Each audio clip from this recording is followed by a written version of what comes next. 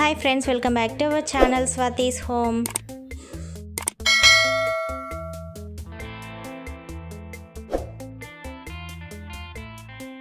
Friends ఈరోజు custard పౌడర్తో ఈజీగా పిల్లలకి ఎలా ఐస్ క్రీమ్ తయారు చేయాలో చూద్దామండి. మీరు ఇంట్లోనే మీ పిల్లలకి ఇలా ఐస్ క్రీమ్ తయారు చేసి పెట్టొచ్చండి.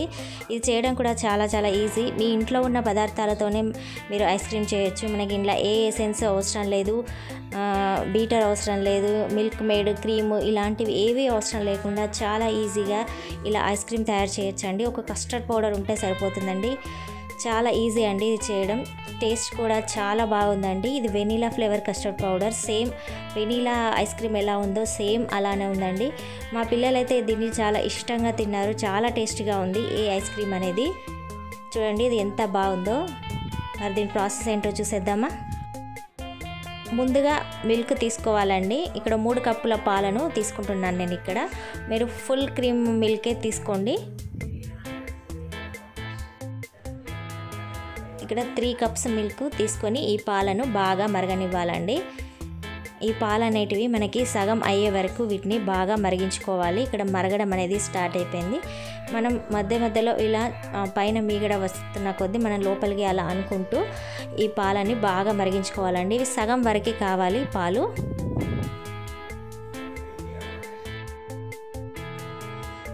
ఫ్రెండ్స్ ఒక 10 నిమిషాలు మరిగించుకున్నాక ఇక్కడ పాలు అనేటివి తగ్గిపోయాయి చూడండి. ఇప్పుడు మనం దీంట్లో చక్కెరని యాడ్ చేసుకోవాలండి. ఇక్కడ నేను దాదాపు ఒక 1/2 కప్పు చక్కెర అనేది యాడ్ చేస్తున్నాను. చూడండి చక్కెర వేసుకున్న తర్వాత బాగా కలుపుకోవాలండి, చక్కెర అంతా కలిసేలా.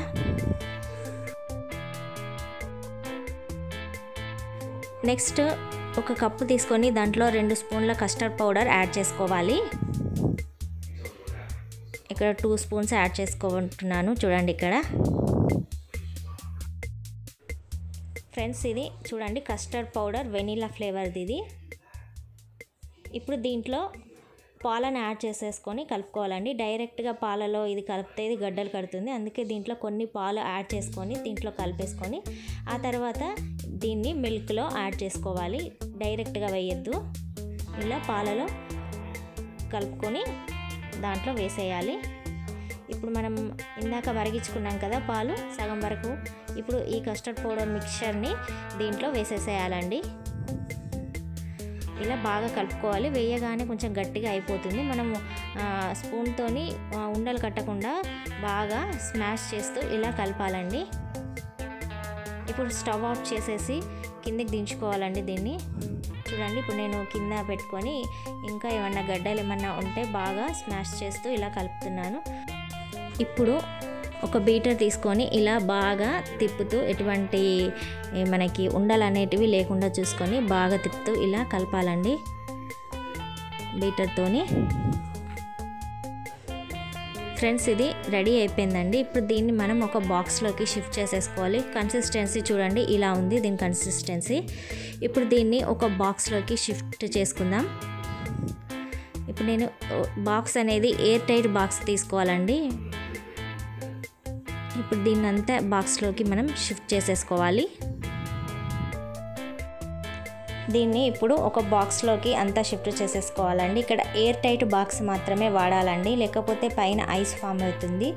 మనకి మూత అనేది చాలా గట్టిగా ఎటువంటి గాలి చొరబడకుండా ఉన్న బాక్స్లోనే మనం దీన్ని స్టోర్ చేసుకొని ఫ్రిడ్జ్లో ఒక 2 గంటలు సెట్ కానివ్వాలి.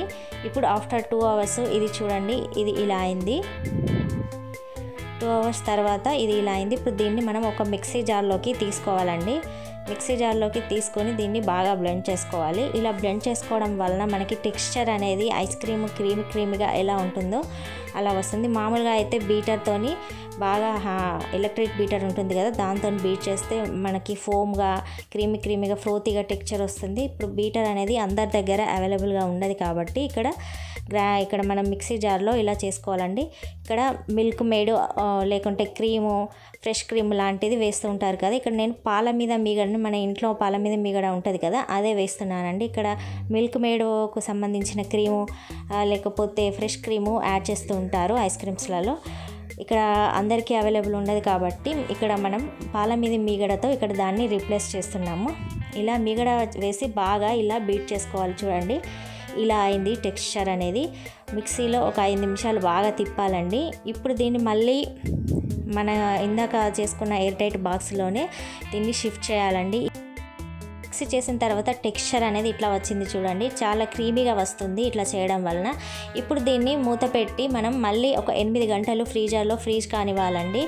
ఆఫ్టర్ 8 అవర్స్ చూడండి ఇది ఇలా అయిపోయింది, చాలా గట్టిగా అయిపోయిందండి. ఐస్ క్రీమ్ అనేది చాలా బాగా అయింది చూడండి. చాలా మనకి బయట దొరికే ఐస్ క్రీమ్లో ఏ విధంగా క్రీమీ టెక్స్చర్ ఉంటుందో సేమ్ అలాగే అయిపోయిందండి, చాలా బాగా అయిపోయింది. ఇప్పుడు దీన్ని మనం గిన్నెలోకి సర్వ్ చేసుకుందాం.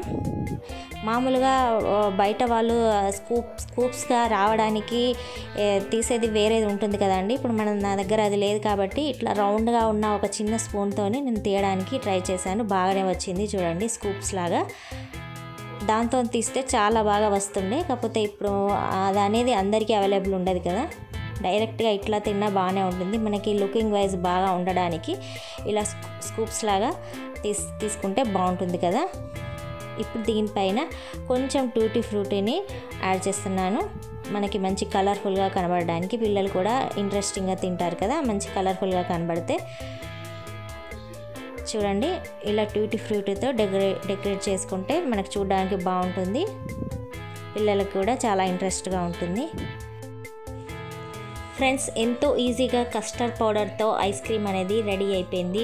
ఈ వీడియో కనుక నచ్చితే లైక్ చేయండి, షేర్ చేయండి, కామెంట్ చేయండి, సబ్స్క్రైబ్ చేయడం మాత్రం అస్సలు మర్చిపోకండి. మళ్ళీ ఒక మంచి వీడియోతో మీ ముందుంటాను. Thanks for watching. Take care. Bye bye.